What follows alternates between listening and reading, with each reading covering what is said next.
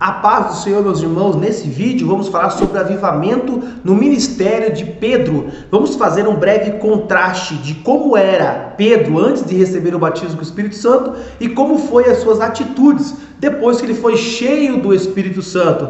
Também vamos falar sobre a experiência do batismo com o Espírito Santo e fazer também um contraste nessa experiência com os frutos do Espírito. Então eu quero convidar você para ficar comigo até o finalzinho. Se você gostar do vídeo, não se esquece de se inscrever no nosso canal e também deixar o seu comentário. Então bora para o tema? Antes do dia do Pentecoste, a Bíblia apresenta Pedro com algumas características de um homem impulsivo, com caráter volúvel ou um homem indisciplinado. Mas logo após ele se encontrar com Jesus depois da ressurreição, Jesus fala a ele: "Tu me amas? Então apacenta as minhas ovelhas." Mas para isso, o apóstolo deveria passar por uma experiência com o Espírito Santo, ou ser revestido com o poder do Espírito. O Espírito Santo em Pedro não só estaria lhe capacitando para pregar o Evangelho, para curar os enfermos, não. O Espírito Santo moldaria ou mudaria o caráter do apóstolo. É por isso que nos dias de hoje,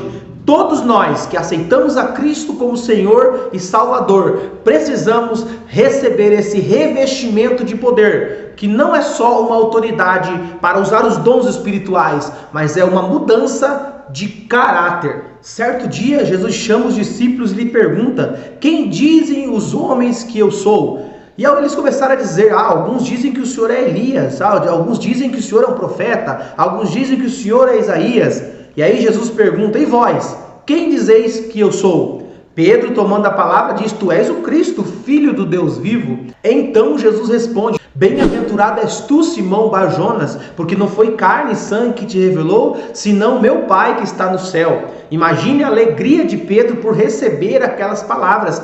Mas logo mais adiante, o Senhor disse que ele precisava voltar para Jerusalém e ali seria entregue aos religiosos e morreria. E ficaria 3 dias morto e depois ressuscitaria. Logo Pedro, tomando a palavra, diz: "Tem misericórdia de ti, Senhor, jamais acontecerá coisa alguma ao Senhor." Jesus, tomando a palavra, disse: "Para trás de mim, Satanás, porque não entende as coisas que são do alto, mas somente as que são da terra." Imagine Pedro, que há poucas horas atrás recebe um elogio por receber uma revelação de Deus, agora ser chamado de Satanás. Imagine o constrangimento. Outra experiência de Pedro é quando Jesus é levado para ser sentenciado e Pedro o segue de longe para observar o que aconteceria. Chega alguém e diz: "Tu és um deles, eu tenho certeza que você andava com ele." E ele diz: "Nunca vi este homem." Pela segunda vez alguém diz: "Você é um discípulo dele, eu vi você com eles." Mais uma vez ele diz que não conhecia Jesus. E pela terceira vez alguém também chega a ele e diz: "O teu semblante denuncia que você é um deles. Você andava com esse Messias ou com esse Jesus." Ele disse: "Nunca vi este homem." E é nesse momento que o galo canta e Pedro se arrepende, porque Jesus havia dito: "Antes que o galo cante, 3 vezes tu me negarás." A Bíblia também diz que quando eles estão no monte do Getsemane orando, logo depois de Jesus terminar a oração, ele vai descendo do monte e de repente lá vem Judas com aquelas pessoas que queriam prender Jesus. A Bíblia diz que quando vieram para prender Jesus, Pedro arranca da espada e corta a orelha do servo do sumo sacerdote. Jesus então diz: "Coloca a tua espada na bainha, porque se eu quisesse, Pedro, eu teria orado ao meu Pai e ele teria enviado 3 legiões de anjos para me guardar." Esse era o Pedro antes de receber a experiência do batismo com o Espírito Santo. Um homem impulsivo, um homem que tomava atitudes dependendo do calor do momento. Porém, nós não devemos classificar as pessoas pelas suas falhas, pois esse foi o Pedro antes. Agora, depois de receber ou ter a experiência do dia do Pentecoste, Deus não só mudou o exterior de Pedro, mas também moldou o seu caráter e foi um dos grandes líderes da igreja primitiva. Depois do batismo com o Espírito Santo em Atos 2, Pedro se torna um homem totalmente diferente. Depois da grande repercussão das línguas estranhas que foram vistas no meio do povo de Deus, as pessoas, as multidões chegaram até ele dizendo: "Esses homens estão embriagados com vinho a esta hora da tarde." Porém, Pedro, tomando a palavra, disse: não estamos embriagados com vinho. Está se cumprindo hoje a profecia que diz: nos últimos dias derramarei do meu espírito sobre toda a carne. E aí Pedro começa a pregar aquela multidão. A pregação do apóstolo teve tanto impacto que as pessoas perguntavam para ele: o que nós devemos fazer para receber o poder do Espírito? Então ele disse: arrependei-vos, crede no Senhor Jesus e sejais batizados. E nesta oportunidade quase 3.000 almas foram batizadas. A Bíblia também fala que quando Pedro e João subiam ao templo na hora nona, havia um paralítico ali e pediu-lhe esmolas. E eles disseram: não temos prata nem ouro, mas tudo que nós temos nós te damos. Em nome de Jesus, levanta e anda. E aquele homem se pôs sobre os seus pés e andou. E entrou no templo, saltando e glorificando a Deus.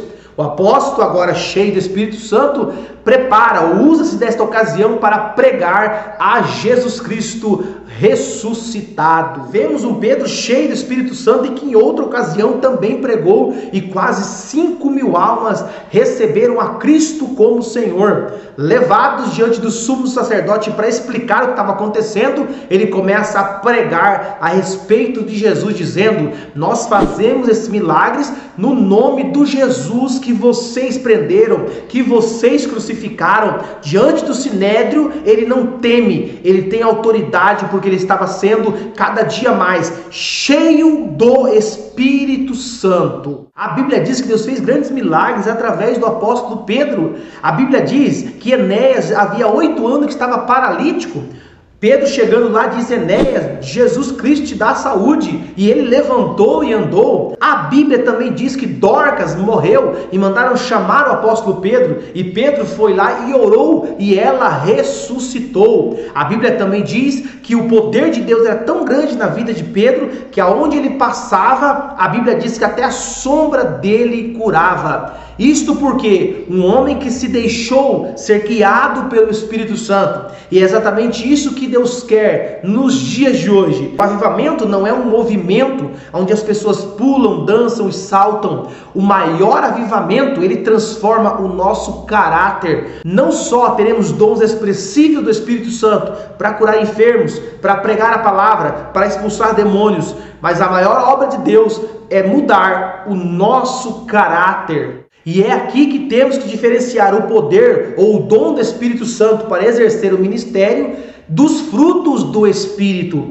Ou seja, muitas pessoas foram batizadas com o Espírito Santo, falam em línguas estranhas, mas não evidenciam os frutos do Espírito. A Bíblia diz que a igreja primitiva tinha tudo em comum. O Espírito Santo continuava pulsando nesta igreja. Diz o texto que eles perseveraram na doutrina dos apóstolos, na comunhão, na oração, no partir do pão e nas orações. E em toda a alma havia temor.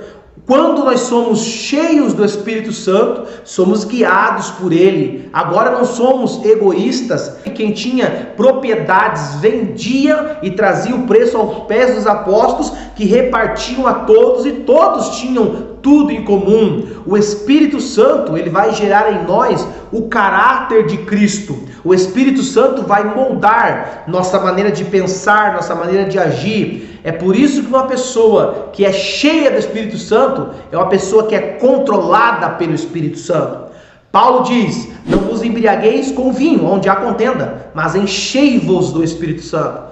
É uma prática, todos os dias, ser cheio. Paulo faz um contraste em Gálatas, capítulo 5, a partir do versículo 18, sobre os frutos da carne, ou as obras da carne, e os frutos do Espírito. Esses frutos do Espírito é os frutos que o Espírito Santo produz no salvo. Mas para que isso possa acontecer, nós temos que estar buscando cada dia mais a sua presença. Há muitos que tiveram uma experiência e nunca mais buscaram. Alguns foram batizados com o Espírito Santo e falam em línguas estranhas, mas estão satisfeitos de uma ou duas vezes estar no templo e falar em línguas. Agora, a igreja primitiva, além das línguas, elas tinham obra e bom testemunho. Porque o que Deus quer gerar na sua igreja é uma transformação no nosso caráter. O próprio Jesus previu que antes da sua vinda, uma grande apostasia invadiria toda a face da terra. A iniquidade iria se aumentar, o pecado iria se aumentar e por consequência disso, o amor de muitos se esfriaria. Ele mesmo disse: porventura, quando o Filho do Homem vier, achará fé na terra? Por que nós, como igreja, precisamos de um grande avivamento? Para que Deus venha transformar primeiro o nosso caráter e também nos capacitar para que nós possamos pregar o Evangelho com êxito. Falamos no vídeo anterior que a pregação do Evangelho só se torna eficaz não quando nós usamos os nossos conhecimentos, mas quando entendemos que o Espírito Santo de Deus é que convence o pecador de seus pecados. Mas para que haja um grande reavivamento no meio da igreja, precisa ter busca. Falando nisso, eu tenho um vídeo aqui no canal que nós falamos sobre 4 sinais para um avivamento. Eu vou deixar na tela final, você pode assistir também, ser abençoado por esse próximo vídeo. Então, para que haja um grande avivamento, está na hora de buscarmos a face de Deus.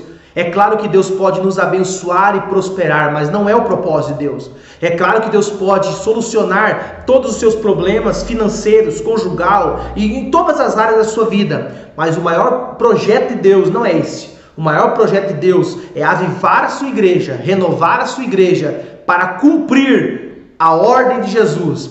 Ide por todo mundo, pregai o Evangelho a toda criatura. Esta é a vontade de Deus. E para nós fazermos isso, precisamos buscar o avivamento que vem dos céus. Que Deus em Cristo Jesus te abençoe e até o próximo vídeo.